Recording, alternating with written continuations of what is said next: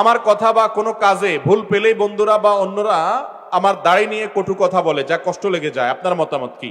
আমাদের দেশে অনেক সময় দেখা যায় কেউ দাড়ি রাখলে বলে, ভাই দাড়ি রাখছো, দাড়ির ইজ্জত রক্ষা করতে পারবা? দাড়ির ইজ্জত রক্ষা করতে না পারলে দাড়ি রাখা ঠিক না। এই ফতোয়া শুনছেন আপনারা? এই ফতোয়া ভুল ফতোয়া, এটা কোনো সঠিক ফতোয়া না। দাড়ির ইজ্জত না রাখতে পারলে যদি দাড়ি রাখা না যায়, তাহলে ইসলামের ইজ্জত না রাখতে পারলে মুসলমানও থাকা যায় না। আমরা কি ইসলামের ইজ্জত পুরোপুরি সবাই রাখতে পারি?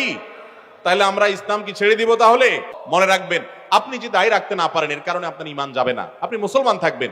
কিন্তু কেউ দাড়ি রেখেছে, তাকে যদি তাচ্ছিল্য করেন, বিশেষ করে যুবকদের বলছি, অনেক তরুণরা আছে, নিজের কোনো বন্ধু হয়তো দাড়ি রেখেছেন, নামাজ পড়া ধরেছেন, তাকে নিয়ে আপনি ঠাট্টা করছেন, বিদ্রুপ করছেন। ঈমান ভঙ্গের কারণ আছে অনেকগুলো। অনেক উলামা ইকরাম বলেছেন 10টি কারণ আছে ঈমান ভঙ্গের। এই কারণগুলোর কোনটি পাওয়া গেলে আপনি ইসলাম থেকে খারিজ হয়ে যাবেন, সাথে সাথে বেঈমান হয়ে যাবেন। এর মধ্যে একটা হলো, ইসলামের কোন একটা সাধারণ বিষয় নিয়ে যদি আপনি তাচ্ছিল্য করেন, বিদ্রুপ করেন, ব্যঙ্গ করেন, হাসাহাসি করেন, তাহলে কিন্তু ঈমান নষ্ট হয়ে যাবে। অতএব দাড়ি রাখার এই নির্দেশ নবী করিম সাল্লাল্লাহু আলাইহি সাল্লামের, সমস্ত নবী রাসূলদের সুন্নাত।